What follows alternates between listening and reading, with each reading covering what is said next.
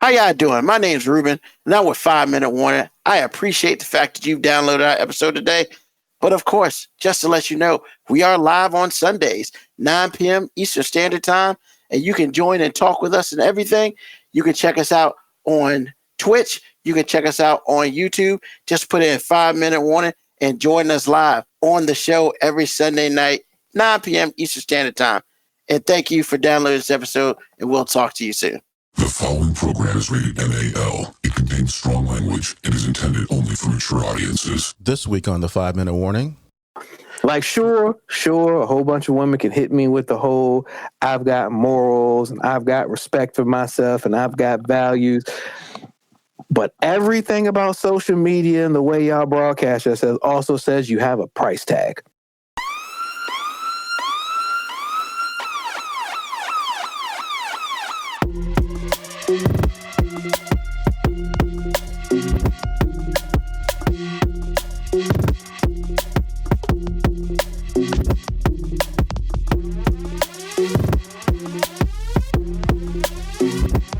Show that gives you everything and nothing at all. That's everywhere you don't want to be. It's Reuben, Mo B, and on the ones and twos, AG.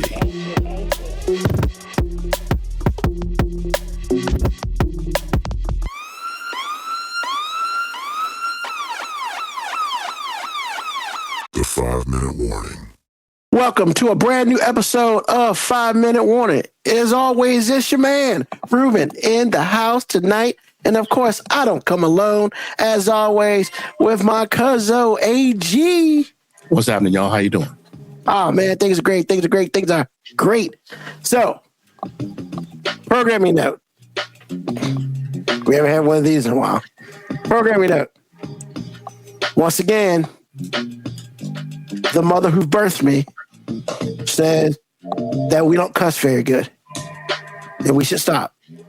Not you, AG. Apparently, I cuss terribly. And so does Mo B as well. I don't understand how you cuss good and you don't cuss good. Well, first of all, Aunt Shirley, I got a bone to pick with you. Oh, I love you, Aunt Shirley. You're beautiful, but I haven't been profane on this show in weeks. No. She said, except for you. Oh, I thought you were saying except for me Oh, no. She was talking about me and Mo B. Oh, well, yeah. Okay. Now that I got that out of the way, because I was like, wait a minute, I've been good. You've been good. You know what sometimes with our moms, we give them a pass, and this includes my mother, because they'll say some stuff and then they don't give you parameters. Like, Aunt Shirley, like, y'all don't curse good. But has she ever given the definition of what good cursing is? Exactly, right? So we don't really have a like some sort of like ground level, this is what you say, whatever it is. It's like, oh, Shirley, I know you don't curse, but I know apparently you know what it is. So you're going to have to get on the show and break us off some knowledge, because I've been wondering what good cursing is since the first time you said it. I mean, so she was pretty much like, y'all do better when y'all don't curse at all. And I was like, Mom, I don't know if I can do that, because we talk about crazy stuff up here. Well, that doesn't mean you have to be profane. That's true. But some of this stuff just grinds my gears. I hear that, but you still don't have to. The only way I can express it is by using profanity. That is not true. That is a lazy man. It's not true. It's not true. That's not true. But I feel like at that point in time, I need people to understand the level where I'm at. Because when I don't curse, I'm at a certain level. But if I use profanity, I'm in the red. Like, yeah, like a bull's in the red, man. You ain't trying to be there. That's all I'm saying. Listen, like I tell my wife, dear heart, let me tell you something. You aren't in the red many times when you curse like a sailor. I listen to the show. In fact, I listened to the show on the way home Friday night. So stop it. Stop. Lack of discipline. I know you have vocabulary, so that's not what we're doing here. But it's certainly lack of discipline. You don't have to be profane to get off any type of expression of emotion or description of whatever. I will say that it is vernacular. It's easy to fall into because it's all around us all the time. However, I don't agree with that. I mean, that's fine. And that's fine. There's absolutely nothing wrong with you agreeing or disagreeing with it. Because you're right. It's been a minute since you've used profane language here. But that's why our show is TVMA. I mean, I hear that, you know. If you can't beat MA, then that's true. But there's a reason why I put that on there is because I knew where the show was going. I mean, it's not X. No, it's not. It's just language. But language is very powerful. Exactly. And kids shouldn't be listening to this. Well, again, dear heart. That's all I'm saying. Listen to many things that are adult. Correct. That is not a deterrent anymore. Actually, it's probably marketing, like good marketing. Hey, let's say they can't do it, so they'll go and do it. I promise you, kids listen to and look at things that I didn't see until I was 30. Oh, yeah. Again, that's not a thing either. I mean, they play WAP on the radio. I was like, I don't like or dislike that song. I mean, I get it. It doesn't grind my gears like some people do.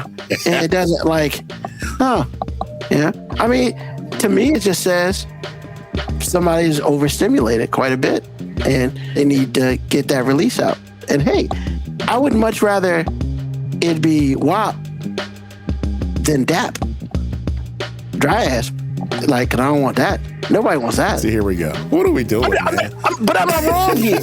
Not wrong. What's up, Mo? I'm not What are we wrong. doing, man? Oh, nice expose. Have you worn that before? I don't know.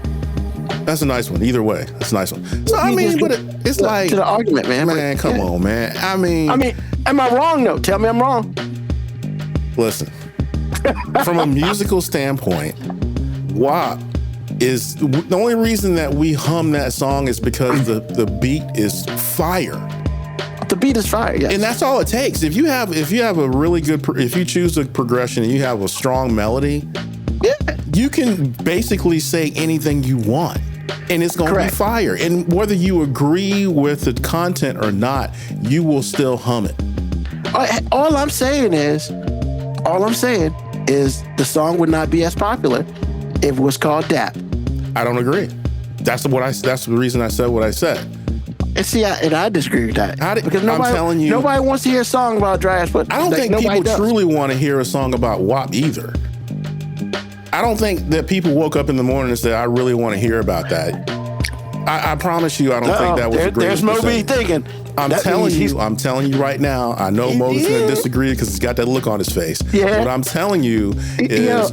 I'm going to say, if the song was called Dry Ass Pussy, as long as you change the verses, it would still work, because then it would be like a satirical, like you joke. Like, look, man, Easy had a song called Fat Bitch on My Jock, man. Like, you can like, I'm kind of with AG on this, man. If you got a good beat and a catchy hook, man, like people are with it. I'm telling you, man. I mean, Easy did come out with a song called Fat Girl. Once again, I'm just saying, like, if you got and that song is funny. Okay, I'm telling you, from a musical standpoint, progression is there, and you nail the melody. You can insert any subject matter into that melody. So I'm going to concede defeat on this one, and that's fine, because it makes sense. Like, you got me on that one. It makes sense. Because just think about it. What if you heard the acapella of WAP? I don't know if you would gravitate towards it instantly. The music is the primer, and by the time you're primed, it's too late. You're gonna hum this. You're gonna hum it. Yeah. If your mom heard WAP right now, she would find herself humming some things that she doesn't want to hum. God, I hope not. Look, man, she's a human being. If she digs the music part, she's gonna gravitate towards what they're saying. She's gonna have to. I don't think mom digs the music part like that. Well, see, but I hear what you're saying. That's what I'm trying to tell you. If the music hooks her, it's over with. She will be humming that, and she will be like, Lord, I don't mean to say that. But the music is strong. The melody's strong. If your music is strong enough, man, people ain't really paying attention to what you're saying. Like, and in all fairness, we consider somebody a musical genius, and ain't nobody ever broke down Prince's lyrics, though. Because if you listen to what Prince was talking about in these songs, it's like, bro, ain't no way. Boy, ain't no way. Prince can't be playing the these days. But, yeah, man. So, had a quick editorial, Moby, because once again, my mother says that we should stop cursing because we don't curse well. Me and you. Not AG. AG's cool. because AG don't curse a lot. But me and you, we don't curse well. So we should stop doing it. But I was like, Mom, that's why it's TVMA. And sometimes I need to express myself using words such as that. But she was like, I understand that, which never thought I would hear. But she was just like, yeah, y'all don't do it very well. And AG brought up a very good point. What is cursing very well? That's the question I gotta ask next. Because I don't understand. Like, I mean, are we getting like a C- on a curve or something? Like, I don't know, man. Because I think, as far as you and I go, Reuben, I think our dads did or do curse really well. Oh, my dad dropped the F-bomb today. It's strong. Well, again, I learned my best. I told my dad, and it was so funny. I told my dad this in church one day. I told my stepmom, it's like, look, don't let him fool you. He the one taught me how to curse. So it's like, and he was like, I get it what? from you, He started pearl clutch. I said, oh, pearl clutch up in here. You know, you was the one. You was like Obi-Wan cursing. Come on, bruh. And did do none of that? No. If my mom was like what you tried to say that you were. If my mom laid down some profane language, she was angry. It was meant to get your attention. Oh my goodness. Because she got irritated with me one day and said, I'm tired of this shit. I was like, whoa. Yeah, exactly. That's what I'm saying. But I've never heard her use profanity. Exactly. So when she used it, you already knew she was on a level. Yeah, Hutton, baby. Man. But my dad, he used it all the time. So he had to raise his voice for you to know that he was angry. So it's just like, he was that dude. So it's just like, I thought, based on what my dad taught me, I thought my cursing was good. Apparently it's not. So, but at the same time, it's like the critique is fine, but what is the definition of good cursing? That's a whole nother show. That's an entire show. Cursing. That's probably what it is. What? It's probably no cursing. That's probably the best. I think that's what she's trying to say.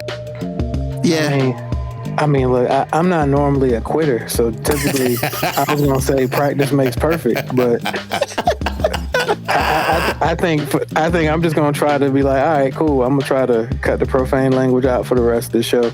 Give this a whirl. I mean, you've done it before. And I know. I'm just saying. I feel. As Reuben would say, I feel attacked. You know what I'm saying? I feel attacked. So apparently my use of profane language is not up to standards. So I'm going to reevaluate. Yeah, I'm going to reevaluate, and I'm going to take the night off from cursing. Actually, the funny thing about all of this is when Mo's mom chimed in with that, I was like, really? I didn't see that coming. I didn't see that coming at all. That is one of the greatest episodes ever when she popped up in that joint. That joint was hilarious. No. When she, I think it was like about 2 months ago, she was. Did you say something in particular, or was she just irritated at your cursing in general? She said that I was essentially not putting enough respect on her name, basically, because she said I was telling some fibs about some things, and I'm like, yeah, I'm pretty sure that I'm holding true to exactly what happened. and all these stories, I ain't making it up because truthfully, I'm just not creative enough to make up some of the stories about my mom. I'm not. Okay. I mean, she officially brought back the word heifer. I thought it was hussy. My mom don't use the word heifer. Brought it back, Reuben. It never left with me. Exactly. Like I've been hearing heifer my whole life. I thought it was hussy. I didn't think it was heifer. No, she said hussy too. She says both. Okay. Yeah. Okay. You got to read the room. Like heifers and hussies can vary. They can be different back things. up. I didn't know that they could vary. So what's the parameters there? Heifer is usually when she is mad at a particular individual. Hussy is when somebody is exhibiting a behavior in which he is not fond of. Man, that's a thin red line there. Okay. All right. Okay. And look, man, it's just like the difference between female dogs and garden utensils. You know what I'm saying? Like, we know there's a difference, but I mean, it's a thin line. It is not, sir. It is not. Actually, it is. Thank you, Reuben. I'm pretty sure there is. No, there is. A garden utensil is having sex with everybody. A female dog is having sex with everybody but you. You know, I can't do it. Oh, man. So, yeah. Sorry about that, people. We had an editorial this show. Why are you sorry? We had to That was get that out hilarious. the way. I love it when I'm our saying- Shirley chimes in, but she usually only chimes in about profane language. She usually watches the show either on Mondays or Tuesdays. Okay. She'll send, she watches it on her Facebook. And yeah. And it came up one day. And I was just like, what? Well, Now, this didn't come up just one day. This has been boiling. It's been on a nice simmer for a while. She wasn't boiling. Not boiling like he was mad, but like it's been simmering for a while. It wasn't like disappointment either. It was just like, You sure? y'all. No, it was like y'all just terrible at it. So, Reuben, we just need to take the night off, and AG, the floor is yours. I mean, feel free. Apparently, you're the only one that does it well enough. So, I mean, because you get a pass, man. I mean, she was like, yeah, AG ain't done it too much lately. I was like, you watch the show like this? Like, Yeah, I didn't know she watched it like that. Man. But apparently she do. Bro, she probably watches like every week. Well, she's proud of her son. She just doesn't like the profane language. I mean, I'm proud of her man. son too, but yeah, clean it up, son. Clean it up, man. Really? I'll do what I can. Really? That's funny. Yeah, man. That's funny. He said, clean it up. Yeah, I'll do what I can, damn it. No, So- but you shouldn't be. This is cool, man. I love when our No, show I just is think it's funny. I It think is. It's funny. hilarious. It's hilarious. And when she hears this, Hold on, Reuben. We taking too much responsibility, man. We have a producer on this show. He could always blur this out on the can edit podcast. everything we do. He can beep us out. but then it would be just like this. I'm not taking that much time, sir. I promise you I'm not. Or you could do the BET uncut, and you could just have some bad voiceover, Yeah, like no. when we say the curse word. I'm not gonna spend my time, especially with you. I'm not gonna spend my time saying garden with utensil, garden utensil, garden utensil, garden. No, I'm not doing that, sir. Because the one time you said that with respect to your daughters. One time, I was like, whoa. I was like, it hurt my feelings. So no, I'm not gonna do that, Jesus. sir. That's why I put the TVMA on the on the front. To me, so I that wouldn't says have you to do it because I did used to beep it out. I did, but that got old fast. So I was like, they don't pay me enough to do this. A half an episode later. Yeah, I mean, I did the whole thing, but I was like, there's a better way to do this. I promise you. Yeah, don't do it. But where's the fun in that? Yeah. He said, "Where's the what?" Nobody ever did not get in trouble for not doing something they shouldn't be doing. Well, okay. Yeah. Oh, before we move on, because I certainly don't want to revisit this because I don't know exactly where the boundaries of respect is, but rest in peace, Lindsey Graham. You can feel about it however you want to feel about it, but I'm gonna respect the day to keep it moving. But he did die yesterday. I didn't see it coming. I guess it was a sickness that would just jumped on him and didn't let go. But he is gone now, and it is what it is.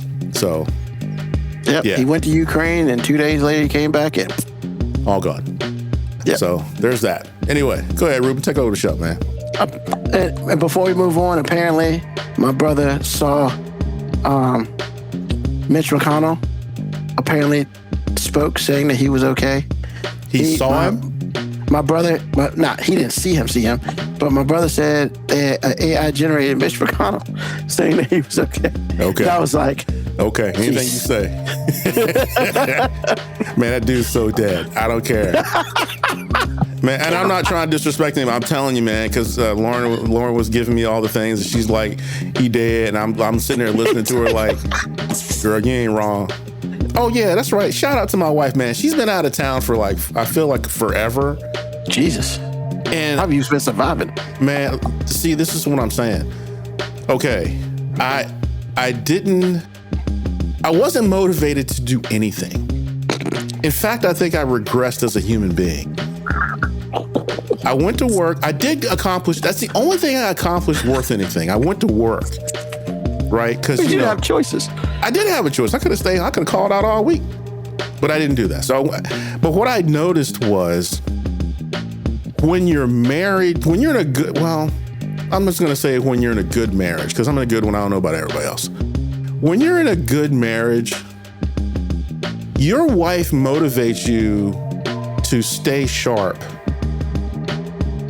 without saying anything.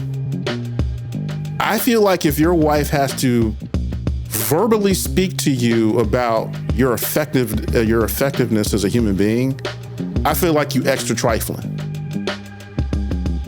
I have noticed that my wife was not here, and I promise you, I wasn't inclined to do jack. Now, I tried to wash the dishes on time and all the things. I got to the point where I wouldn't touch stuff so I wouldn't have to clean it up. Man, I'm telling you, going to bed is the worst. It's the stupidest thing ever, because like you get used to sleeping with somebody and then you go to bed and it's like, what's all this alone time? I felt like I was in timeout. So I'm like, shout out to my wife for coming back home and not just like staying in these streets. Coming back home, bruh. I'm telling you, man, it is a different. I didn't really, because she's been gone before, and it's been okay. You know, I dealt with her, whatever it was. But this time, I understand my wife has an entire vibe that I didn't know until she left. Because it sucks. I promise you, it's like it's a whole different lifestyle when she's not here. So shout out to my wife, she's awesome. She's a traveling smoke show, and she just needs to stay home.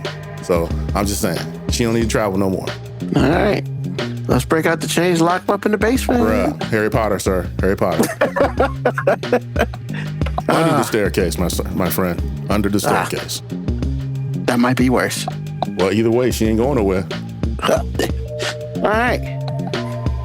Hopefully I don't get an Amber Alert for her. You might. She a white girl. Because apparently when black people come up missing, it don't matter. Shout out to That's so funny you said that, man. That's so funny you said that, AG. Bruh. How in the world, look, man, if my child went out with 4 white boys on an island, on a boat, and they came back with his cell phone and not my son, death would have happened to somebody. That's next level, bruh. I mean, I feel like based on what's happened in my lifetime that I know about, I have heard about people, and this is in the last 8 months, 10 months, 12 months, people being lynched, called a suicide with 2 broken legs. I don't know how you climb a tree with 2 broken legs, but apparently you can do it. You know, people just turning up missing, blah, blah, blah. But this particular thing, and again, this is my own personal experience. I'm sure there's worse that has happened. What I'm saying to you is, I feel like based on all the things that I've heard about and read about, this is next level. Because there is no real investigation going on. These kids are still at home chilling. They erased all the content and all the messaging on their phone regarding him. They came back with a cell phone, and the person will never came back. But the body was found. What? Ain't nobody in jail. Man, look. Y'all have taught me on this show there are levels to this. I believe it. I've seen it. But this right here, it's not that the crime itself was so bad, but I feel like the players involved and what exactly happened and the end result is like, they just killing us for free. Y'all just playing in our face, and you telling us you're gonna play in our face, and then you play in our face. And it's like, 5 people left, 4 came back, and didn't nobody say boo. All the people complaining look like me, look like us. I find that fantastic in the worst way. So, yeah, if my wife turned up missing, it'd be a problem.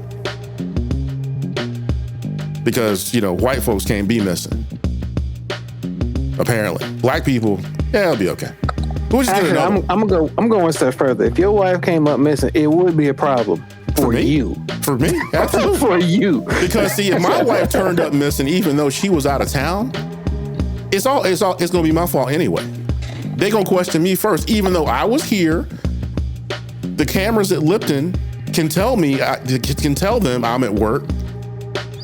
The GPS on my phone can tell them I went from work to home to Harris Teeter one time, came back, and then went to work and went to the gas station. They all know where I was. gone girl, man. But I You'd have promise us being investigated. Huh? They'd be investigating me and Reuben because they'd be like, all right, we know what he was. Now we got to question all his associates and friends. Exactly. Exactly. So I'm telling you, I always thought they killed black people for free, but this, you can't discount free. So I can't go any further than free.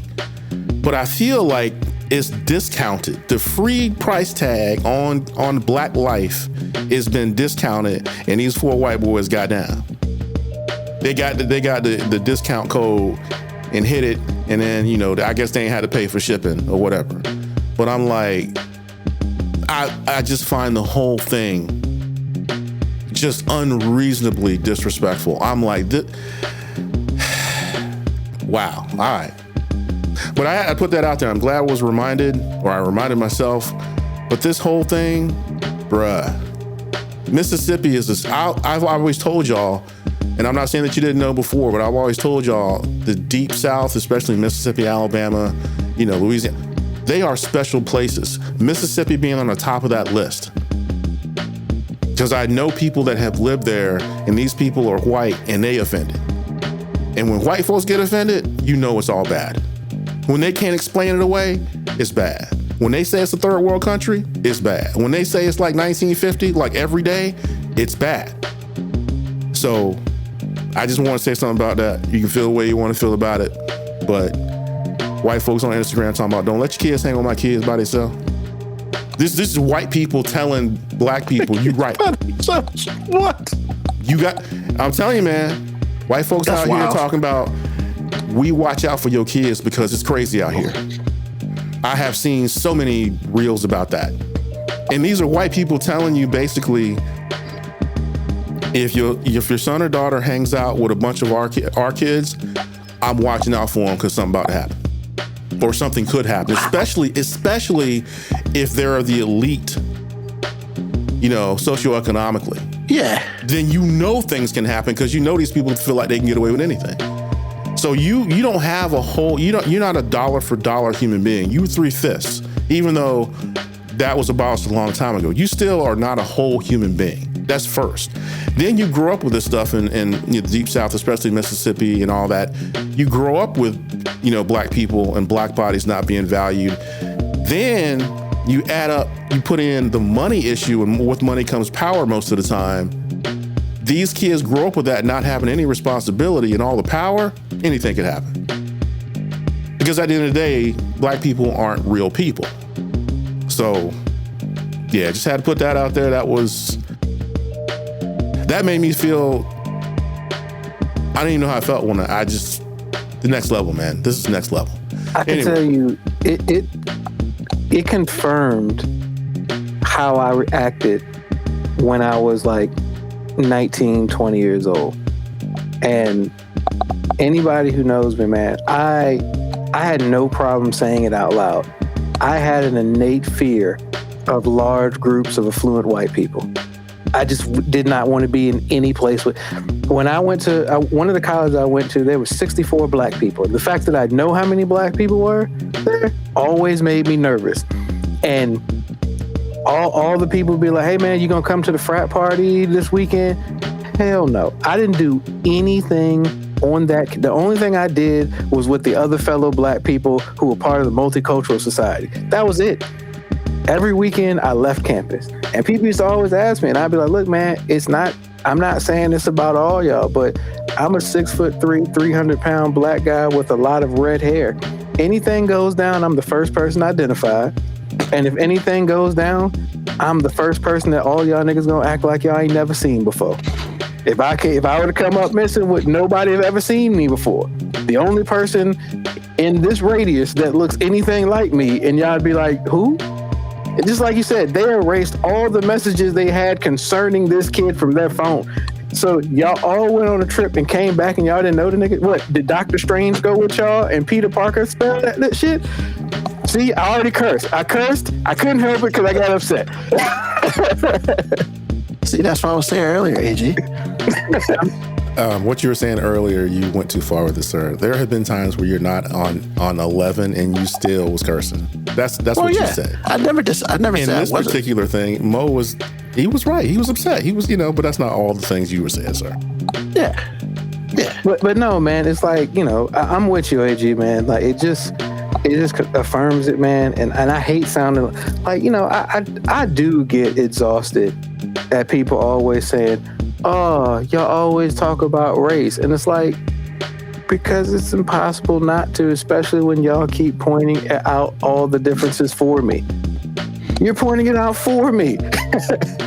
I am it's easy for me to go a long period of time without even thinking about the idea that there are different races out there. It really is. However, some things just happen, and I'm just like, and I look around, and black people give each other the universal look where we be like, hey, that ain't concerning us. That's some white people stuff they talking about over there. We gonna stay out of that. Like earlier today, when I was at my folks' house, me and my dad and my younger brother on TV, we watched some dude. He was at Yellowstone, and he got attacked by a bison. Just yanked him up in the air, man, like threw him up in the air. And first thing I said, man, I said WPS right there. Because, first of all, when I went to Yellowstone, you think I got out that van? Hell no, I didn't get out the van. I held my piss till I got outside of Yellowstone. Look, bro, look, you say what you want, but they were there before me. And my little brother's like, yeah, man, that dude was probably trying to take a picture or something. And I was like, the fact that he was outside of his car, near one of them, that was his first problem. Like, come on, man. Like, they were here, they own this shit, you own shit. Well, you gonna walk up real close and take a picture? He yoked your ass. I bet you ain't taking nothing. Now you probably walking with some crutches. I mean, it was disgusting. Dude went 10 feet in the air, man. It came down straight on that hot ass ground. And I was like, yeah, we'll talk about that after next break. I was like, I don't need to listen to that. I already know what happened. He being dumb. Like, for instance, when you at the zoo, don't feed the animals. Bitch. Some little kid, hey, can I feed that? Look, I know you can't read, little girl, but your parent need to be like, no. Well, I can't, because I said so. Garden tool? Like, what are we talking about? Like, come on, man. Did you just say garden tool? I did. Hey, man, have y'all seen a movie called the 1,000 Faces of Death before? Hell no, I ain't watching that shit. Bruh. I've heard about it. It is a whole bunch of death. It is. I promise you it is. But the reason I brought it up is because you were talking about when you said don't feed the animals. There's a sign that clearly says, I guess he was in a national park, clearly says don't feed the bears. Yeah. This dude, he walked up on a bear, put his arm out to feed him, and the bear snatched his arm off and ran off with it. I was like, okay. Natural selection, man. Natural selection. Clearly, you can even in the grainy video, you can see this. You can clearly see where it said, "Don't feed the animals." Natural selection. Dude put his arm out, and the bear snatched it off. Between that and if you don't know what natural selection is, please look it up. I'm just not going to explain to you what the fuck that is. But you will then agree. Yeah. Like the Darwin Awards, they created Darwin Awards for a reason. All those people in natural selection. I mean, let's go. Oh, man. Oh, man. Anyway. I feel privileged, at least so far in my life. I ain't part of that. That's not the club you want to be part of. Yes. Man. Yeah. And now for a commercial break. How you doing? This is Reuben from 5 Minute Warning, and I just wanted to sit here and tell you about JTD Creations.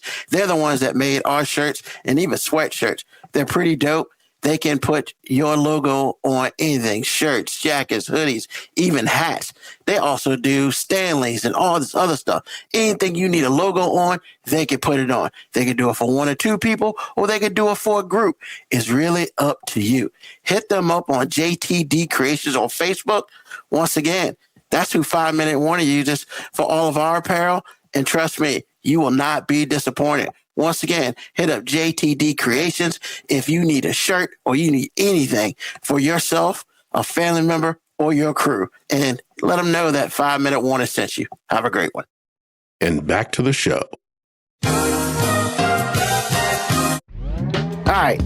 So we got into all that crazy. Let's actually get into what we need to talk about today, which is some positivity. Today is this show is about positivity. Even though we've talked about all the other shit before, this show is about positivity. You know? And look, man, everybody can't be Michael Jordan. Everybody can't be Kareem. Everybody can't be Magic. Everybody can't be Bird.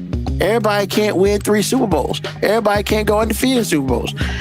Everybody just can't win everything. A lot of people have these special talents about doing things, right?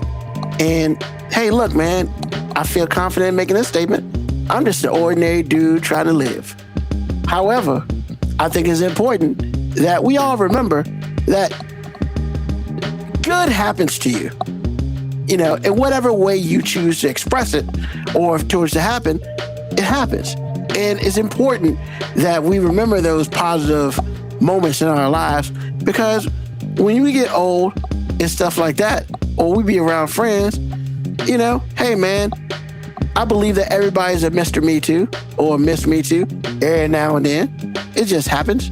But what I'm saying is, you can't be a person that literally says, man, I'll never know how that feels. Yes, you may not know how it feels to win a world championship, but you know what? You probably have done some shit in your life that make you feel like $5 million to you and only you. And today, that's what we're talking about. So, what I've asked the gentleman to do is come with 2 or 3 small stories to talk about that they had their championship moment, or they felt like they needed to be, you know, had a parade or done for them. But we all said there ain't shit done to them. They just happy and some cool shit happened to them, and it's something they can remember for the rest of their lives. Because everybody has them, but I think it's important sometimes to talk about it with other people. So we're going to take the rest of this episode to do that, just to show that, yes, even a fat bald-headed guy like myself has great things happen to him. Even I'm unathletic as hell, but some cool shit's happened to me in my life, and I promise you, when I get a chance to talk about it, I bring it up. I love it. But we're not going to start with me. We're going to start with AG. So, AG, what you got for us? A funny thing, because every time we talk about baseball, it's with respect to Mo. But I did play baseball, you know, as a youngster. My 2 stories came from the 2 years I played Little League Baseball. So the first one, okay, the first story I have to preface with, I had a .000 batting average. It's like taking a test and getting no points. Yeah, you're hanging out with Mendoza. That's cool. No, he's better than me. So we were down by a run. There were men on second. There are kids on second and third base. So everybody's in scoring position. 1 hit and you're done. Game's over. So the unfortunate thing about that was, for us, was that we were in the lean part of the lineup, which I was batting last. So I couldn't hit at all. So the pitcher, which we knew with each other in school, Steve Andrews, he was like, I got you. And he was right, because there's no way that anybody's thinking, if I'm not bunting, that I'm going to hit anything. So I went up to bat and I was like, okay, this game is over. But since I'm here, I'm going to focus and do the best I can do. So he pitched me 1 ball, and I'm trying to get on base, because what I don't want to do is strike out and the game's over, which was likely going to happen. He pitched me a strike. It is what it is. He pitched me a ball, and so I'm 2-1. I'm like, okay, I think I'm about to be okay. I'm close. I'm getting close. So he pitched me something that was slower, like batting practice that we had in practice sometimes.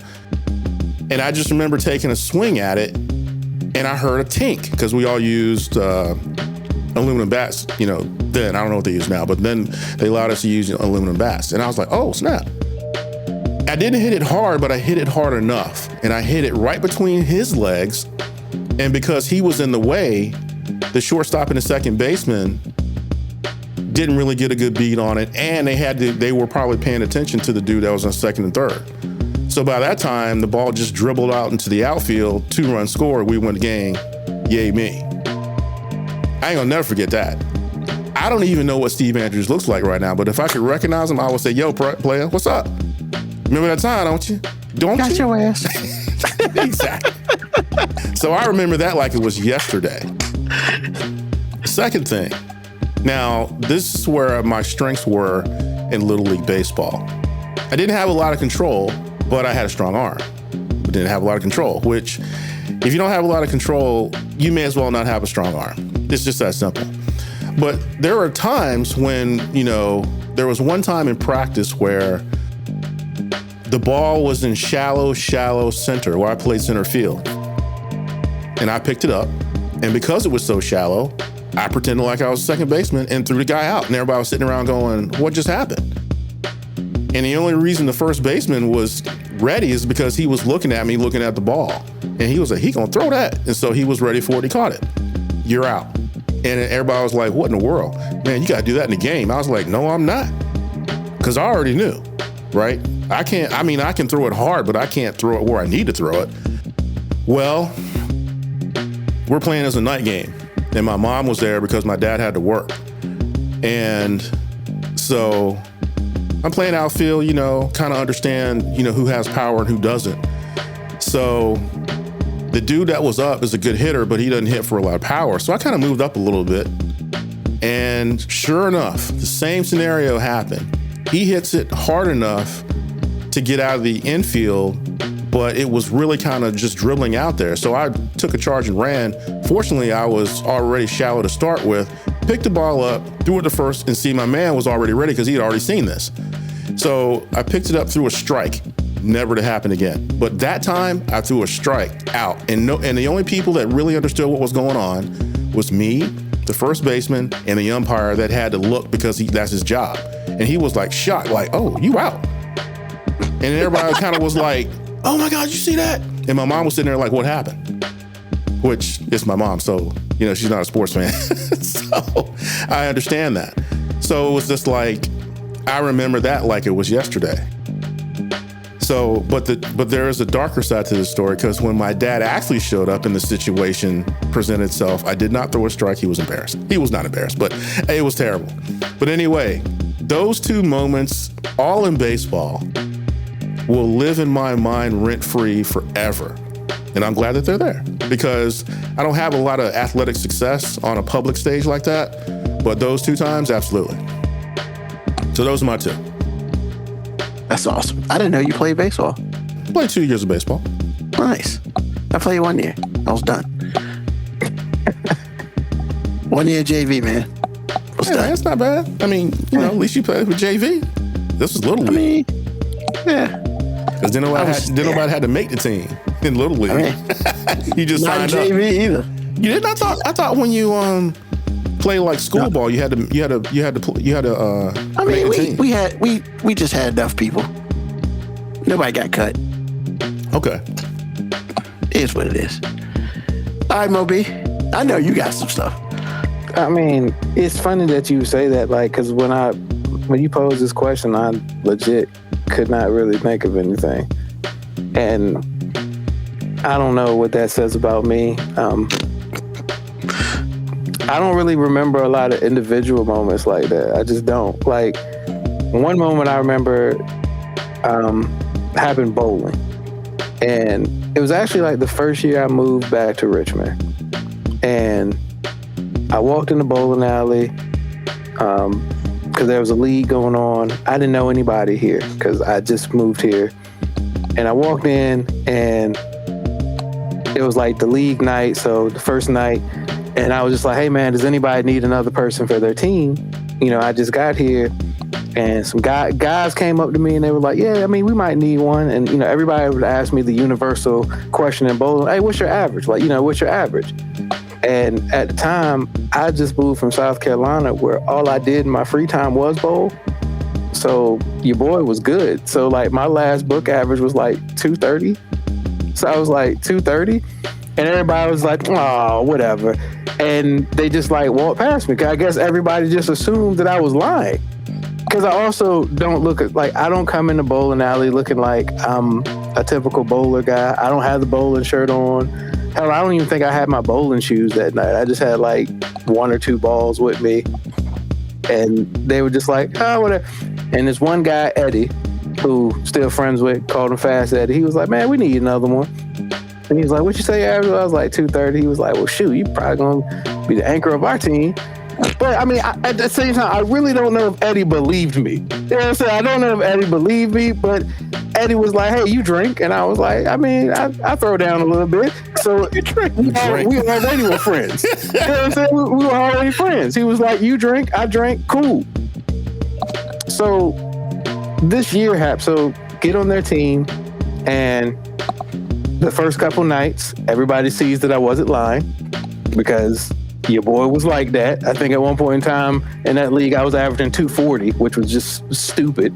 Because like I said, in South Carolina, my only free time was playing basketball or bowling. That's pretty much all I did. Well, we made it to the finals in that league. And so we're in the championship game. So this game, if we win the entire league. And I could tell everybody on our team had never really won a bowling league before. Like they all bowled for a long time, but I could tell like they were super nervous. And I think the first frame, I think I missed the spare in the first frame. And I could just see one of my teammates, Cecilia, and she was looking super nervous. She missed her spare. And I looked at her and I said, don't worry. Just relax, lock in. I'm not going to miss another shot the rest of the night. Wow. You called your shot? I shot 279. I didn't miss another shot that night. and we won. And I remember feeling so happy for them. Like, I mean, not humble brag, but I'd won a league before. I've been a part of teams that, won before in bowling. But they were like super excited. Eddie was just sober enough to enjoy it. I'm sorry, I had to laugh at that. That was funny. No, seriously, man, because in the championship game, we have to wait for the other teams to make it to the final game because we got to bye. So we're there at like 6:30. By the time we bowl, it's like 9. And we've just been sitting there. So I had to pace Eddie. Like I only was drinking that night to pace him. Because I'm like, yo, man, if we leave him to his own devices, he won't be able to bowl by the time we have to bowl. Okay. So like I was literally a pacer.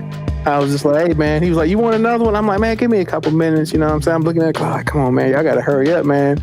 He ain't gonna be sober too much longer, man. Like I say that with all love, man. I love Eddie, man. Eddie is one of the coolest guys, man. But I mean, at the time, man, they was drinking moonshine at the bowling alley. Oh, so this wasn't just draft beer from the bar. Oh man, they be bringing their own moonshine in, sneaking it in the bowling alley. How did he last 3 hours? Hey, look, man, he was a professional, sir. He was Eddie. Eddie was a professional drinker. Okay. Wow. How'd he get home? You know what? I never asked that. He was a professional drinking and driving. He was a professional, man. Professional, man. I mean, he didn't live that far from the bowling alley because I've been in his house a couple times, and man, going to Eddie's house, man, you're gonna be doing some drinking, man. You are gonna be doing some drinking. I think I had to stay at Eddie's house a little bit longer one day because I was just like, bro, I can't drive right now, man. I'm like, this is irresponsible. Nice. But yeah, that was one of my moments, man. Like I just remember, being so happy. Like I'm a real big team guy, man. Like I guess that's why it's really hard for me to think about like individual like moments because like all of my favorite moments usually involve other people, except for this other moment that I'm gonna talk about because this moment is all about me. It's no championship involved. It's simply something that I get to tell his black ass about all the time. That time I struck Ron out. Oh. Because when I met Ron was like, I'm a pretty good baseball player. Hey, Ron was a great hitter. I mean, Ron was a great hitter. I watched that dude in baseball. Ron could hit. He didn't really do a lot of other stuff great in baseball. But hitting? Like, he's a great DH. He would have been a great DH. That dude could hit. And at the time, by the time I got to Virginia, I wasn't pitching that much. Because, quite honestly, I just couldn't throw the ball hard for that long. I mean, I could still throw the ball hard, but I was a closer, baby. I'm like, hey, man, like, get me in for one inning and I'm out of here, bro. Like, I ain't got it. But he came up, man. He had been talking so much cash stuff, man. I was like, man. And I just kept saying, man, I got to strike this dude out, man. I'm like, I just got to. Like, it's no, I can't let this dude hit the ball and we just happen to get him out. I'm like, no, I've got to, he has got to know that there was a dominant figure today and it was me. So, look, struck him out in 3 pitches. Oh, wow. However, I say 3 pitches like that, but it wasn't like I just like mowed him down. So the first pitch, foul. No. It was 1 foul, but the first pitch, I just blew it past him. And the second pitch, he fouled straight back. But it was the way he fouled it straight back, because as hard as I threw, I wasn't used to people being able to like catch up with it. Like, he a 1/4 inch higher, that ball might still be traveling somewhere. Okay, I hear that. I've seen that before. Yeah. Like, he was all over it. So I was just like, I can't do that again. So I threw the slowest circle changeup I had ever thrown, because I'd never threw changeups. I just didn't do it. Like, nobody ever really saw me throw an off-speed pitch. I threw it to Ron for one and only time, and he missed so badly, and he was so mad because he was like, "You ain't never thrown nothing that slow before," and I was just like, "Hey, you struck out, buddy." Like, I'm just saying, like, you know, it is what it is, man. Sorry for your luck, you know. The better man won today. It's okay. Like, better man won. Really. Oh, hey, to this day, man, we don't talk about basketball stuff. We don't talk about football stuff. But if we ever talk about some athletic stuff, I'll be like, hey, man, like, we all know who the real baseball player was. Like, wow. Is that what we're doing? Who the real baseball player? That's cool. Brutal. That's cool. But he can't say nothing about it because he struck out. Yeah, and he didn't make the school team. But he didn't make the school team because there was only one of us permitted on the team per season. One of us? What do you mean? One black person on the team per season. So. Are you for real? Yeah. Oh my God. Yeah. I think for like 4 or 5 years straight at my high school, there was only one black person. It was me, and then when it wasn't me, it was Byron Fisher. You see, the fact that I know these people's names, Exactly. like, you know what I'm saying? Like, Exactly. I know who the individual was who held the mantle for each individual year. Like, sir, you are the Jackie Robinson of this year. Hilarious. But yeah, that was it, man. Like, you know, it might not be a championship to anybody, man, but like, there's just nothing like being able to look at somebody and go, I'm better than you. And you know it. Hilarious. Hilarious. So I do have 3 because not much happens athletically on my end, but when it happens, it's glorious.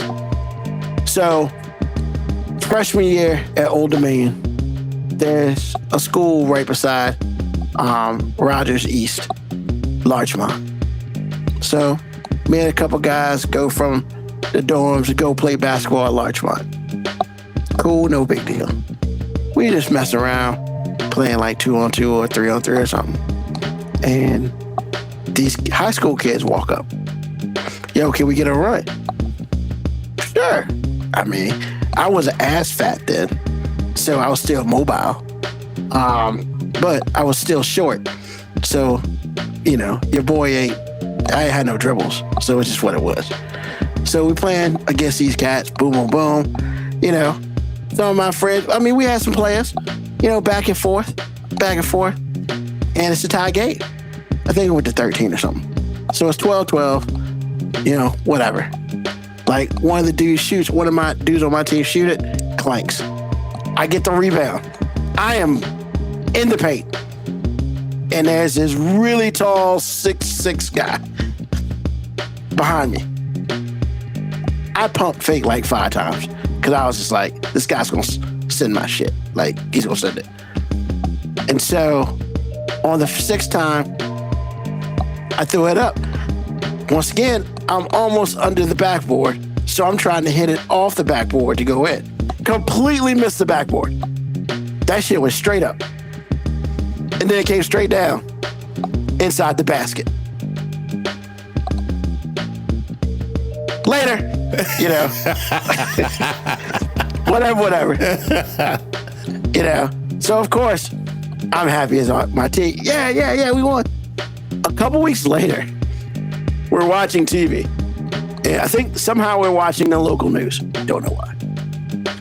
Watching the local news. And they were talking about this kid. You know, he was a sophomore in high school, and they were talking about like he was All-American or whatever, like all Hampton Roads. It was Joe Smith. I knew you were going to say that. Knew it. As soon as you said, and I put, man, you got to shop. I scored a winning basket over Joe Smith's ass. I was like, yeah, that guy's good, and I suck, and I scored over him. Very happy Is about that what you said to yourself? That guy's good and I suck, but I scored on him. Look, man, I've never said my basketball skills are great because they're not. They're just not. So that's my first basketball story. Second basketball story, about 2 years after. Now, I was working at camp. I was a staff member. Boom, boom, boom. Between that and then, I got some basketball skills. You know, I was a little bit more athletic. I lost some weight, not a lot, but enough. You know, whatever. I could dribble between my legs then. So we're at camp playing basketball. Very simple rules. Like, because I was a staff member, so I was an adult. So 2 staff members couldn't be on the same team. Cool, no problem. Another staff member played against. Same thing with counselors and kids. So, of course, the goal is to, you know, pass the ball. You want the kids, you know, what the kids score. So we're playing, and I get on a heater. I'm at camp playing basketball. Everything I'm hitting. Deep shots, close shots, layups. I mean, that was before Michael Jordan was Michael Jordan, but your boy's in fuego. And so, boom, boom, boom. And it's just like, once again, Mo B has seen me play basketball. Not good. But then, for that moment, I was good. And so, cross up some kid. I mean, you're in front of me, brother. This is your fault. Crossed him up, came from the top, went to the side. Mo B, do I shoot good from the side of the basket? I'm going to have to say no. Exactly, I'm terrible. Absolutely terrible. But once again, best shape of my life, best basketball shape of my life. I went up, I left the ground. I jumped, I left the ground. There's this counselor. Dude's like 6'2", man. He's got his hand up. And I had a shot, and I shot over. He missed blocking it by like inches. Swish. Over. Get off my court. Talk mad shit that day. It was awesome. Without talking, I mean, you know, the kid's like, yeah, cookie. You know. adulation. Council wasn't happy, but it is what it is. Did you just say got you talked mad trash without talking? No. How did you- I didn't curse. But I'm I'm talking just trash. saying. Okay, I was about to say, like, bro, I ain't never heard you win anything and not be talking trash. Exactly. Like, I was like, hey, man, good game, whatever. I got you. Like, oh, you know. And then the rest of the week, he had to hear about it because I stopped playing basketball at that moment because I realized, hey, man, it happens to you once. You get off the court, never go back. Nobody can ever say they guess your ass. So that was number 2. Here's number 3. Happened, I would say it happened, this was maybe it's after COVID. I don't remember. So I was playing with some of my boys. Shout out to Harold. Shout out to Dot Y. On Sundays, it was just a pickup game. Whole bunch of people we knew, whatever. Did you call Dodie .y? I did. That's what I call him. I call him Dot Y. I was wondering what that was. That's what he was. Yeah, he's, you know, his name's Dodie. I call him Dot Y. So, been playing basketball with these guys for a minute. Whatever. Once again, for me, it was about exercise and moving, because at this point in time, I was closer to the 350 pound range. So for me, running up and down the court was exercise, just what it was. Basketball skills, non-existent. Every once in a while, I hit a jumper. So when we played, we were at a gym and we had control over the clock. So we would play like 12-minute games or whatever. In this game, it was me. Dodie was on my team. We had this young kid who played at one of the Catholic schools. He was somebody's kid, whatever. But he liked playing with old people because he knew he could do whatever the fuck he wanted. I mean, we're old, bro. So it is what it is. So yeah, like he's on my team, whatever. And tie score. The clock's going down. We call timeout. The play is, hey, give it to the young buck. The young buck's going to take it in and win. Makes sense. No problems. I threw the ball in. Why? Because I'm the one who can't shoot. So we're not going to, you know, if I get the ball, they're probably going to take it from me. We're not doing that. So, boom, pass it to the guy. Guy's like 6'2", lanky, you know, whatever. Tall white guy. That's the best way to say it. So he takes the dribble. Now, I'm closer to the half court line on the left side. I passed to him. He came and got it. He dribbles all the way around. Because at this point in time, everybody knows who's taking a damn shot.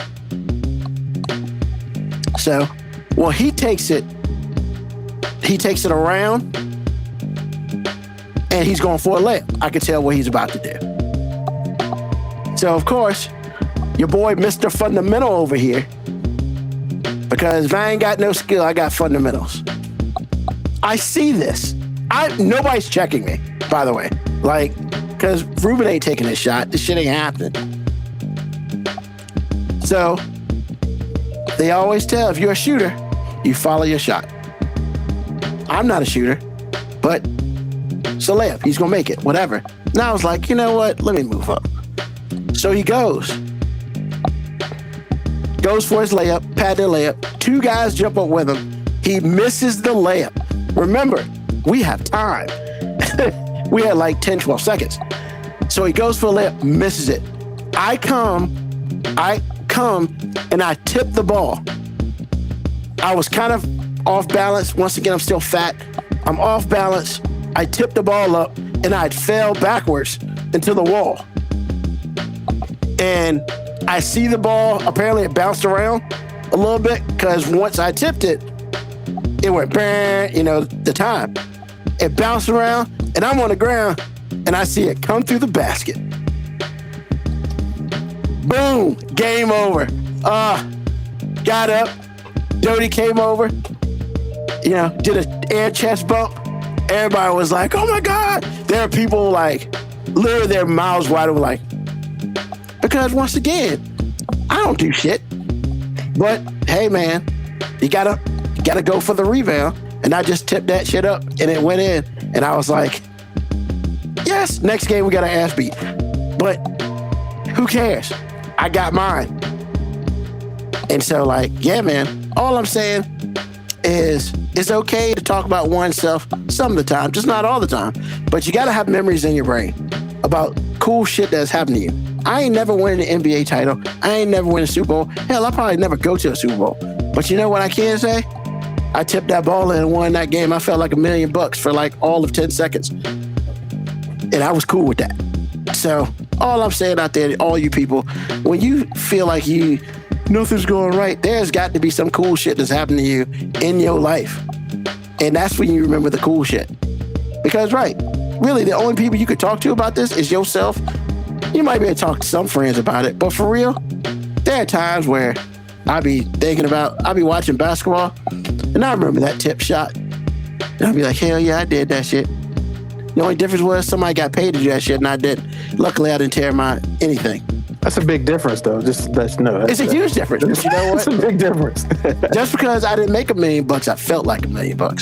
And I was cool with that. So, yeah, man. Everybody's got play basketball? Shit. Do they still do that on Sunday? I don't think so. I have no idea. That was, man, I think I played like 2 more Sundays and I was done. Sometimes you got to go out on top, baby. I'm saying that. It was some decent runs out there, man. Yeah, it wasn't out there a couple times. Yeah, it wasn't bad, but yeah, sometimes you gotta. I remember when you described that young buck. I remember the kids you talking about. Yeah, man. I mean, especially for us, the kid was a baller. You know, it was just. I'm glad he was on my team. Hey, G, I just want to let you know, I gave that young boy the blues when I went out there, though. he was mad as shit. That was funny. You gave him the blues. So I will say this and then I'll move on. I'll get you, Brett.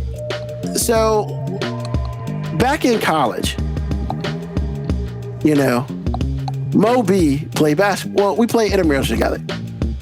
So there's this one game. It's like the semifinals. The Pete Bowl. The Pete Bowl. Like P-E-T-E, Pete? It was this dude named Pete. Pete, okay. I don't care. I ain't protecting no innocent. I don't know his last name because I don't care. But he hated us. Well, he hated one of our friends who no longer went to school with us because Dre was gone then, right? Yeah, Dre graduated. Yeah, but he didn't really. I guess they had some type of beef. They had some type of beef.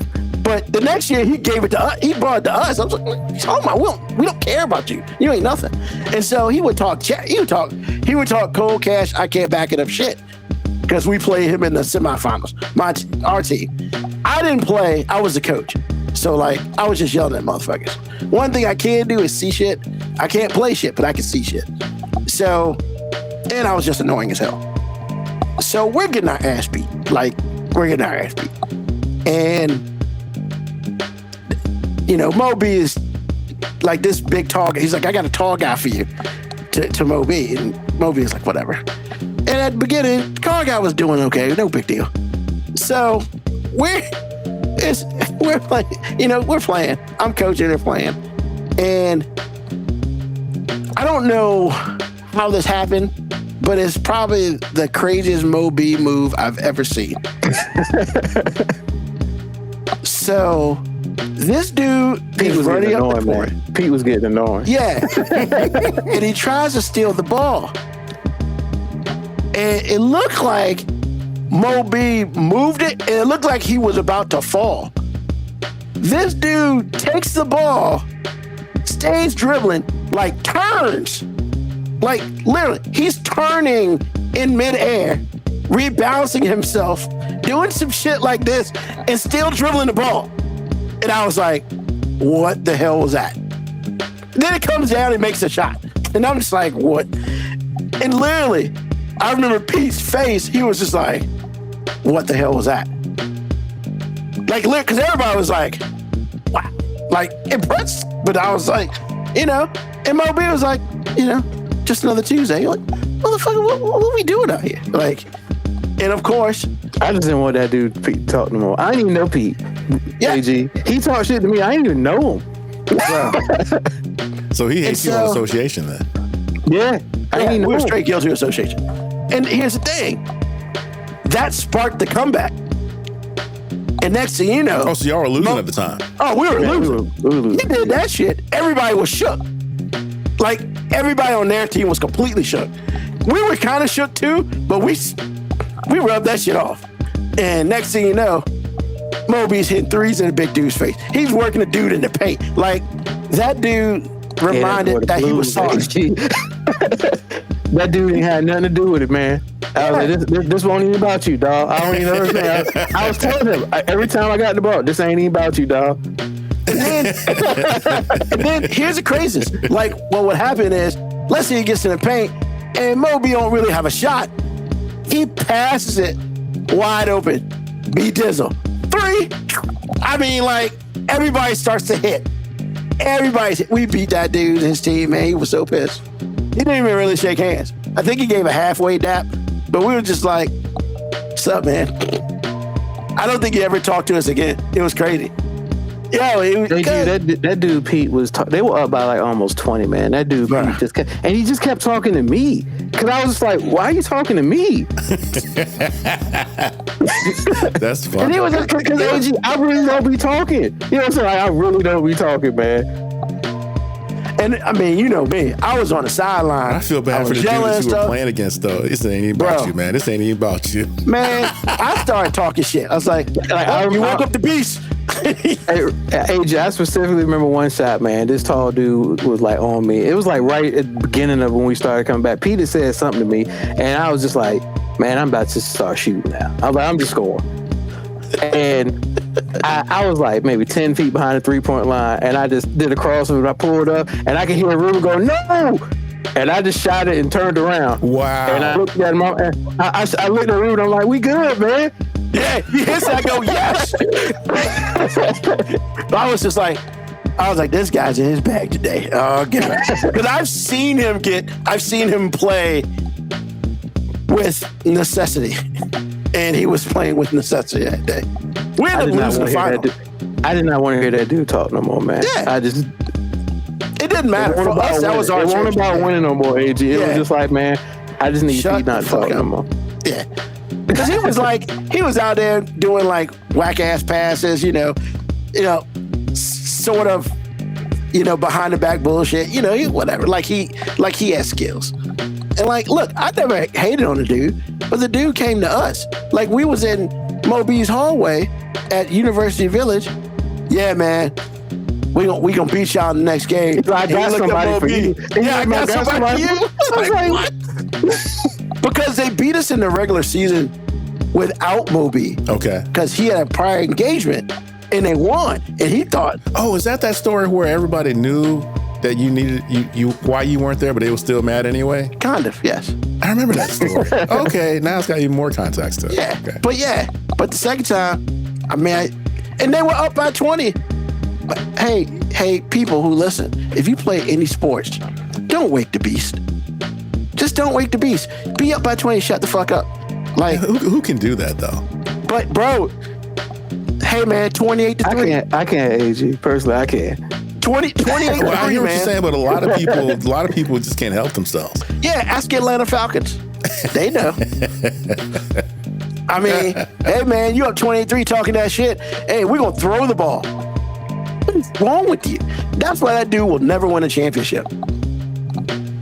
I don't care who's on his team. He's never gonna win a championship because he does dumb shit like that. We know you're going to San Francisco. You're the offensive coordinator of the Falcons. You're beating the Patriots 28-3, and it's like the 40-yard line.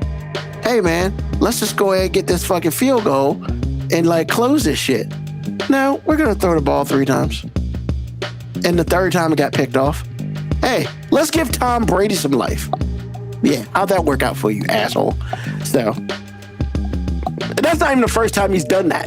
And I'm going to leave it there because I'm not trying to say his name, and all it's going to do is get me pissed off. And what's on your mind, AG?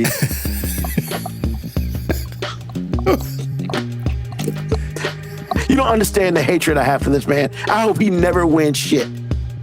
Like, I don't want him to ever win the Super Bowl. And I feel bad because I like some of the players on that damn team. I hope he never wins a Super Bowl.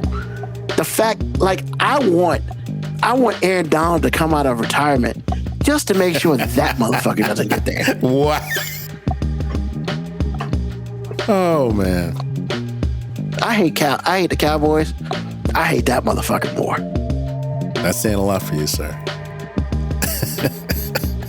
It is well documented. Is that a name that cannot be spoken?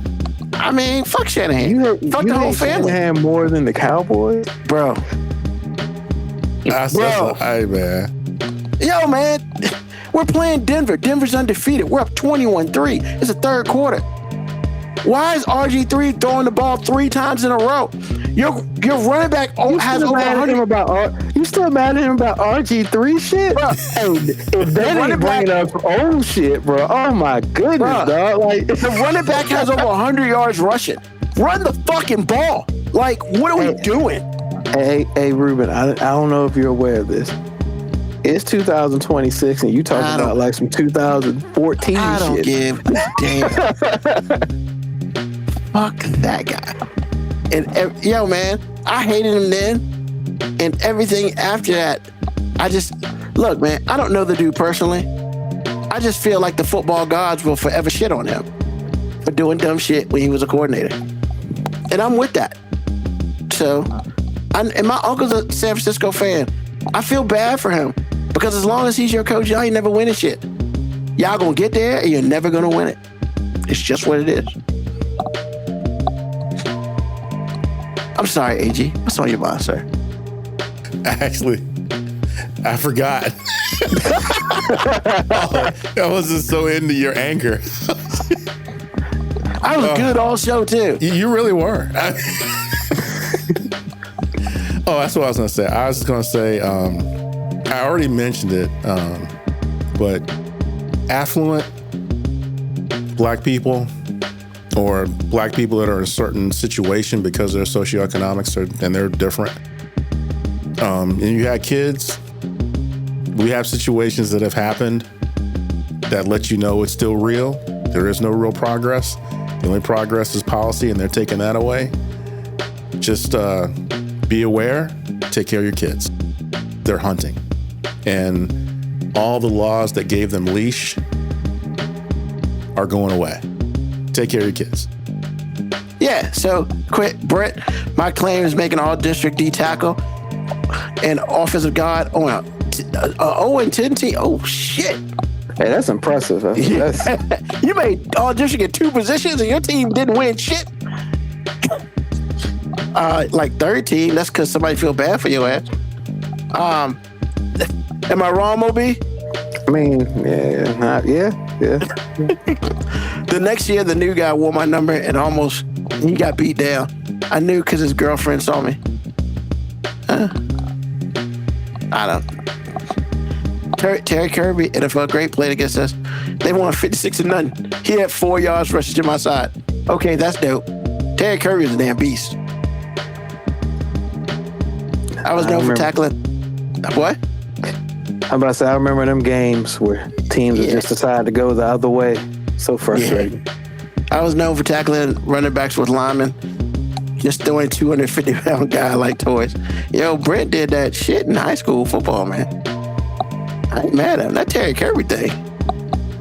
Not many people can say that, because that dude ran over damn near everybody in high school. All right, Moby. What's on your mind, sir? All right, man. So, my wife got me today, man. And I'm not... No, man. I'm not mad at her. She didn't do anything wrong, but she got me, man. So, I'm stuck sitting down because I'm in a position where I got to be stuck there for like 3-4 hours. There's nowhere I can go. Nothing I can do.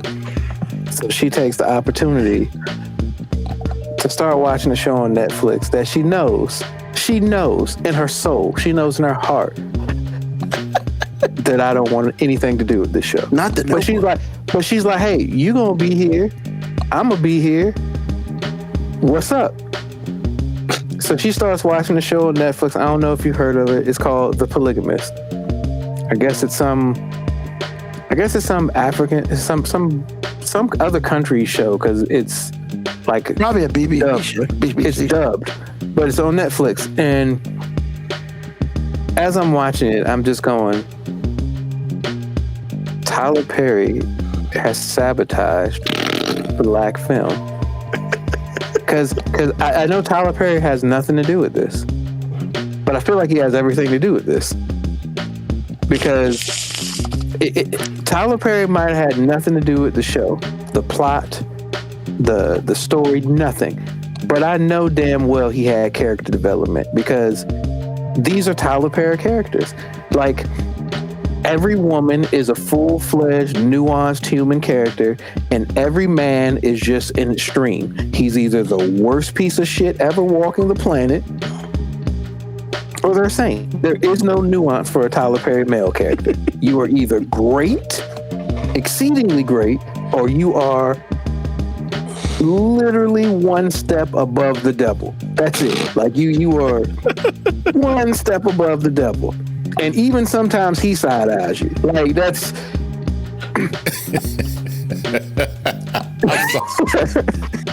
I'm just watching the show and I'm just like, man. And this is not a shot, but it kind of is. I was gonna say it's a shot. Women are so easy to entertain. All you gotta do is give them a story that has some male figure, some black male figure that's just an awful person. And it's just like, hey, this show is awesome. Because I'm just like, this show literally does not make logical sense. It's like beyond the gates. And then there's some editorial things that just keep happening in the scenes that...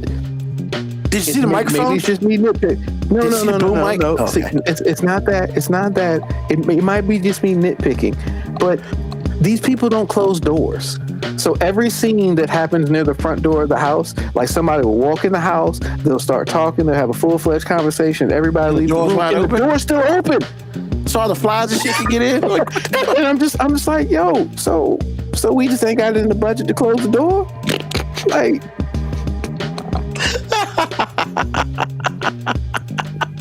and the dude who has like all these different women, you're kind of learning about the multiple women coming up as it's like this dude has an infinite supply of flowers because every time he comes in a scene with some woman, he's got another thing of flowers for him. So I'm just like, yo, this, and they kind of tell you what this guy does for a living, but you don't really know what this guy does for a living. But the one thing that they have established that he's got to be rich because there's no way this dude could make all the moves he's making without being filthy rich because like he out here balling out of control all over the place, man.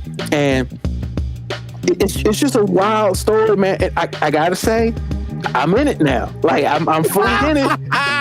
I'm in it now because I'm just like, yo, there's only so many places this story can go, and I know it's got to go. He's either got to Tyler Perry this thing all together, where he's got to completely reward some women for terrible behavior, or he's got to make all these women unify together and destroy this guy. And I'm just like, now I'm just trying to figure out how it's 12 more episodes. It's like 22 episodes. I'm already like 10 episodes. I'm like 10 episodes in. She said she didn't ask or force you to watch. Once again, I never say she did.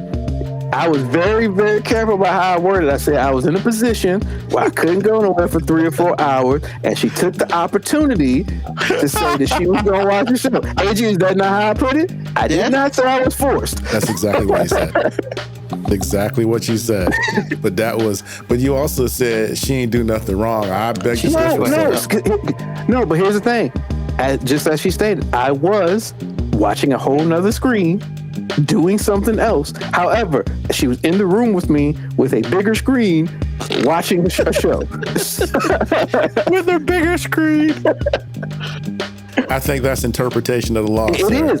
And look, man, okay. I didn't say she did anything wrong. I'm simply going to say it was well played. Well played. Exactly. Fair play. Thank you for saying that. So you're saying this dude was a black Victor Newman? You know, I don't even know how to describe this dude because like it starts off like I will say the order in which they're telling the story, I give it to them. The order of the story is good because they keep giving you bits and pieces, and then they'll go back in time to give you a little bit more context, bits and pieces. I'm just like, hey, very, very good storytelling. Well, that's how you It's a know stupid it's not story. talent. It's a stupid story. That's how you know it's not Tyler Perry. It's a completely unbelievable story, except for the fact that it's probably very believable because I already said this dude got to be filthy rich because, I mean, we can establish it and we can feel confident in saying if you are a very rich guy, you can get away with a lot of stupid shit. It's just kind of what it is now. Like, sure, a whole bunch of women can hit me with the whole I've got morals and I've got respect for myself and I've got values. But everything about social media and the way y'all broadcast yourselves also says you have a price tag. So you might have all of those things, but for the right price, you'll give a nigga a discount. I mean, they also got a song called Price Tag. I'll give you like 40% off on this respect if you paid enough. You know what I'm saying? Like, wow. That's hilarious. Look, man, she got me. So what's on my mind is the fact that I still got like 12 more episodes of a show that I had no desire to get in, and now I'm just like, now I just gotta see where this foolishness goes. Like that's where I'm at now. I am officially like, I gotta see where this foolishness goes now. You're literally looking at the train track now. Cause now I gotta figure out, like, I got so many questions about this guy character that I know they're not gonna answer. Like one, how can we never see this dude doing Viagra or some type of ED pill? Because this dude is just out here slinging and banging at an unbelievable clip to be 45 years old. He just had his 45th birthday. And look, man, I'm in my mid-40s and I'm just like, look, at my best, I couldn't be slinging it like this brother is doing. Like, he is all over the place with it. Like, All I'm just different like, types of women? I mean, not all different types. I mean, it was like, it seemed like it was one type, and then we found out about his, I guess I can call her a day one. You just found out that there was a day one who does not fit the physical description of the other women. So it's just like, now, I don't know what it is. I think if you feed this dude literally and in ego wise, like, I mean, he'll drop you off some penis. You know what I'm saying? Like, he is all about sliding in, man. Like, yo, the level of like boldness that they've given this guy, like, that's what I keep telling my wife. I'm just like, yo, it's not even the fact that the story is wild. It's just the fact that, like, no nigga could operate like this. Like, he just the way he's going about. I'm like, look, the most assholish of assholes can't operate like he operates. Well, he does. I mean, yeah, that's what I'm saying. And I'm just like, and I'm like, yo, and as a guy who knows other guys, who's been around a lot other guys, I'm simply going, that nigga don't exist. So why are these women like, oh man, he's such a bad, this character, because that's how guys be like, no, man, no nigga is like that. I promise you. No nigga can even dream of being like that. Like, even the dude that wants to be true game asshole-ish. Like, even that dude who's like, man, I want to dedicate my life to being the biggest piece of male garbage ever, can only dream of being this guy. Only dream of it. And even then, in his head, he'd be like, but that's just unrealistic, sir. That dream is too big. That dream is too big. Wow, shout out to that guy. Yeah, so look, I'm gonna give you a breakdown of one scene, just one little scene. So his side chick, who, which one is the guy, the main character's side chick, who ends up being his second wife, but realistically you find out it's his third wife, but another part of the story. But his second wife had just had twins that his first wife had just found out about, and the way she found out about it was she caught him in the hospital when the babies were delivered, because they were just happened to be in the hospital at the same time. But that's not even part of my story. So he goes to the side chick's house, who she has just had twins, and he comes over there because his main chick kind of pushed him away a little bit. So he's like, hey man, this dick hard, gotta do something with it. So he goes to the second chick's house, and he's like, hey, what's up, baby? I can't wait. Literally, that's what he says. You know, I can't wait. And she's like, but I can't do anything for 6 weeks because I had to have a C-section. You're not going to rip me stitches. And my mother's literally in the other room. You could see her mother in the picture in the other room. And he's like, my mother's right here asleep. And he was like, but you've got other ways you can do it. And he like just kind of pushes her head down. And I'm just like, first of all, wow, no nigga can be that bold. I can't believe it. He can. I can't. AG, can you believe that? Like, could you believe that's a real person that can do that? No, I can't. I don't think Diddy can even do that. Stuff from a C-section. It's like, this is what we're doing? Okay. I mean, I thought he was talking about the other way. Honestly, based on what Mo was saying, I'm surprised he didn't look at her and say, well, I know what a C-section is. The coochie is okay. Yeah. So I mean, what are we waiting for? What are we waiting for? Hey, look, man. I'm just saying. That's all. I'm just saying too. I'm surprised he didn't just try to hit it because the C-section has nothing to do with vagina. None. Yes. When he said it, that's exactly what he said. Does it your mouth work? Yeah. That's what he said. That's what he said. Wow. Yes. You know how insanely ballsy you got to be. No, but I don't, like because I don't believe it could actually happen. In that context, I don't believe it, because first of all, he wasn't just coming over there and like, all right, we cool. She was mad at him already for being with the main chick anyway. Oh. So she was mad at him. He's like, you know, I can't wait 6 weeks. Doesn't your mouth work? And she was like, don't you wait the kids? And you can see the mom. He's like literally looking at the mom. That like, come on, man. I'm just like, yo, man, this ain't no real nigga, man. Like, don't. But Mo, it is like, real because it's on the show. Yeah, y'all need to have somebody in the room with y'all when y'all doing this character development. When y'all dropping these scenes, there should be one dude be like, hey, look, I'm gonna let you know, I don't care how bold my man is, he ain't gonna do it like that. He might try to persuade her somehow. He might do to put the tip in the game. Like, look, can we dumb this down just a little bit? Like, we can't make him go 100% dick all the time. Like, we just. I mean, look, man. I thought on Guardian Galaxy, like, I don't think anybody's 100% dick. Like, you know, I don't think like they've managed to make this dude 100%, man. Like, I'm just like, they just said hold our beer, man. And there was one part when it was like, I guess it looked like the main chick was about to like kill him, and I'm just like, and this is exactly what I told Winter. So this is before some of this other stuff. I'm like, this is so anticlimactic, and she was like, why? And I said, because they haven't made him look bad enough yet. And she was like, what? I'm like, trust me, they've got to vilify him even more because that's what y'all want to see. And then like the next 2 episodes, he got even worse. And she just kept looking at me. She was like, you right. They just keep making it worse. I'm like, yo, they not done vilifying him yet. Like, we got 12 episodes left. We got 12 episodes left. You got to give us an update on that next week. I'm kind of curious now, but you know what? I'm not going to sit there and watch 22 episodes to find out. I'll probably watch the last one. I didn't want to watch these episodes either, man. But now I'm here. You know what I'm saying? I'm here now. That sounds like some Beauty in Black. That's another show on Netflix. I think Tyler Perry does have something to do with that one. Once again, that's why I said, man, Tyler Perry had nothing to do with this show. But Tyler Perry got everything to do with this show, man. I mean, yeah. Oh, awesome. New things to watch. So, all right. Was that all, movie? Yeah, man. Look, man, don't fall into the polygamous trap. Just don't do it.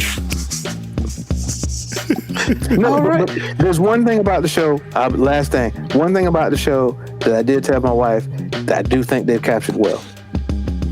I was like, this is actually exactly how I picture polygamy. Like when I was at the bar one time and that girl asked me what I thought about polygamy, which I had never thought about it before. But when I picture it, what this dude is dealing with is exactly what I picture polygamy actually being. It's not it's not as glamorous as guys think, because it's just like, oh, I got multiple women.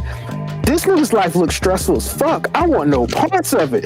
Like, I'm just like, this nigga look like he's stressed. Like, this is crazy. That's work, why he's man. got to have a lot of sex, bro. You know what? That is very good. Man, you are an astute observer of a human condition, Reuben. You're right. This dude is de-stressing himself all the time, man. Like, this is a stressful existence he's got, man. Who knows what he does, like, to make money? Jesus. Bro, and it's like every episode they just keep making this dude worse, and it's like they're making him be turned on by even worse things. Like, he was turned on by watching one of his chicks take a piss outside. Wow, that's pretty depraved. Okay. That's not cute. I got nothing, man. I'm just like, yo, this ain't a real person, man. Like, this ain't a real person. But what I do think, that they took pieces of the worst men ever and put it all in one They dude. put them all in one person. Yeah, I think that's what they did. That's what I mean. That's what I mean. It's like, yo, no one person is all of this. Yeah. God, man, doesn't your mouth work? That's the line of the year right there, buddy. For real. Hey, AG. Yeah. Earlier, before he said that, he had some line about penis. You need to look at that for the intro. It was actually pretty funny. He said something about penis, but it was funny. Okay, I'll look for I it. feel like you need to be very specific when you say he said something about penis. I was going to leave that part alone. Well, I meant to say something earlier, but man, you know, yeah, you kept talking, and I was like, damn. He ain't convinced me to watch this shit, but I really want to know the end of it. So That's go where ahead I'm and watch those 12 episodes, man. That's where I'm at, man. I don't even want to really watch it hardcore. Like, if she watches it, I'm just going to pop in like every 20, 30 minutes. Hey, give me a quick update. Cool. So which one is this? I'm saying, like, is this number 6? It's number 6, right? It's Garden Tool number 12. Well, thank you, Moby. I mean, yeah. Whatever the name. What's the name of it again? The Polygamist. The Polygamist. Hey, that's been watching for some of y'all out there. The Polygamist. Netflix. Help them out with some ratings. Maybe they'll do a season 2. Oh, they got plenty of ratings, sir. They got something. All right. Oh yeah, apparently everybody was talking about this show. That's probably why my wife started watching it, because your boy didn't hear nothing about it, and I wasn't interested in watching it. But I'm here now. Thanks, babe. That's funny. There are times where I don't have that problem, and I'm happy about it. But it is what it is. All right. So, yeah. I mean, the last thing I guess I want to talk about, what's on my mind. I want to finish off this with a positive note. You know, once again, we talk about doing things that learning how to do something on a Sunday, for a week, whatever. Well, it has finally been created, and I'm going to pull it up here for everybody. I have finally finished my paver deck. Now, here's the fun part about it. It's not completely leveled. It's good though, because it was on a slant. But yeah, that's 82 pavers. Yeah, 82 pavers right there. Very nice. I want. You gonna put a fire pit in that? So, what this is, I want to put a thing over top of it, so I can, just if I want to cook out there and it rains, I'm covered and stuff like that. I think what has happened now is,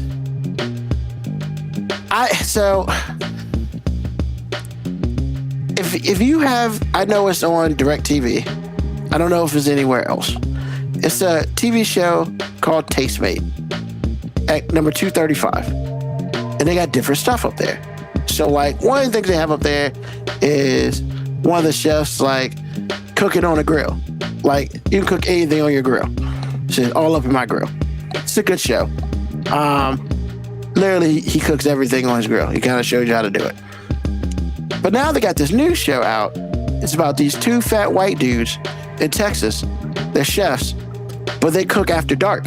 I do not know the name of it, or I don't remember it. Bro, it'd be like 2 o'clock in the morning there, and they're cooking like everything. Anything, fast food, all that, they cook it with a style. But they have a nice little undercover joint. They got like 3 or 4 grills. And I've always thought to myself, if I ever got to the point in my life where I really actually want to be outside and I want to, like, because I kind of want a smoker, but I live by myself, so having stuff like that is cool. But, you know, the problem is that I'm cooking for myself. So unless I have a group of people over, I'm not really going to, like, cook a whole bunch of food. But with that being said, I think this is just the beginning. I think I want to stretch out a little bit further out to the right of it. And I think I want to just do that's a 12 by 12. I think I want to do some sort of 24 by 24 enclosure. It's not going to be this year though. And I will probably get somebody to do the rest of it because that's cool and all.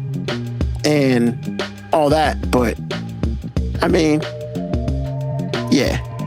If I'm going to do something more than this, I got to pay somebody to do that shit. I learned a lot about me in doing this. I'm not horrible at it, but I'm not great at it. So, like, I don't hate it. You know, once again, you could tell there are a couple of dips in there. To be expected. First time I've ever really built anything in the backyard. Also, is no dig. So, because I know digging would take fucking forever. So, that ain't happening. But it's nice. It's good for what it is, right? But back to, you know, let me close that. But yeah, so I finished it a couple weeks ago. I just really haven't had a chance to show anybody, you know. But yeah, all I'm saying is try something different, you know, try something new. You learn what you're good at, you learn what you're not good at. I learned that I'm about halfway on building shit, which tells me that I shouldn't be building anything. Because, you know, when it's all said and done, it's all about financial. The cool thing about that is if I don't want it anymore, I can just pull it all up. Did I waste some time and money? Fuck yeah, I did. But it's still mine to do with. Regardless, it's mine. And you're right, AG. I could always build something else that's nicer, but put a little, you know, like a pit or something there. But you know what? I'm not really about all that. So that would be something for friends, because I don't like being outside like that. Not just to sit around a fire and shoot shit. I ain't about that life. I have done it when if I go to a friend's house in the middle of nowhere, that's different.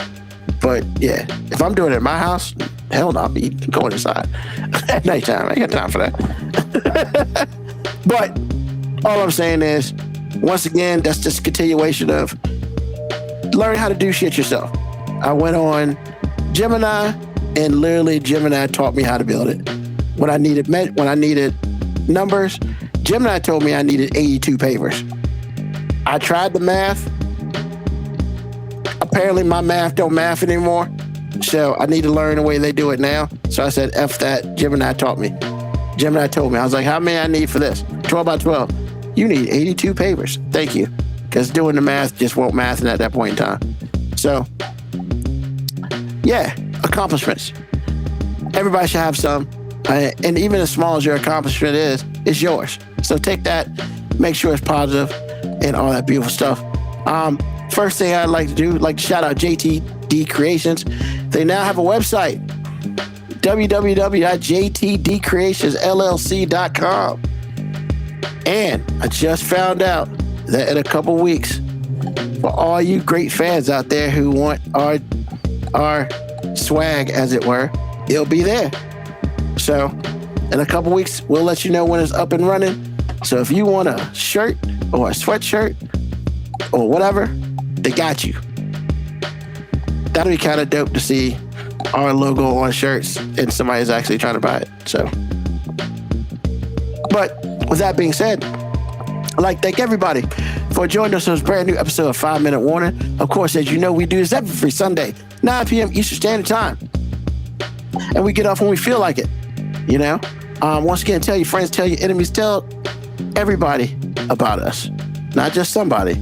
Tell everybody about us, you know? Thank you, AG. Thank you, Moby. Thank you to all who are listening to us live. Thank you to those who will be listening to us on the podcast. If you miss an episode, 5 Minute Warning, FIVE, minutewarning.com, where you can get all of your current episodes or wherever you get your podcast. We there. Spotify, Apple Podcasts, a whole bunch of other smaller places. iHeartRadio, Audible, we're there. So you can listen to us at home. You can listen to us in the shower. You can listen to us on the car when you're driving to work.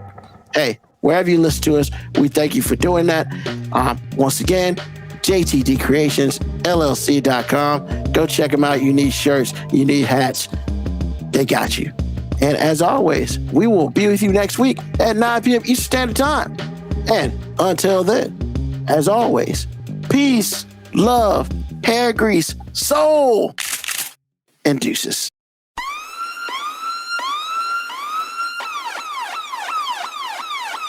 Email us at 5minutewarning19@gmail.com.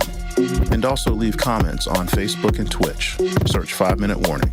Contact us on Twitter at AG_FMW podcast, at Newsman25, at FMW 2019. Contact us on Instagram, Moby 5 Minute Warning, AG_5 Minute Warning, Newsman25. You can listen to the podcast at Apple Podcast, Spotify, or wherever you get your podcast. Thank you for listening. This has been another episode of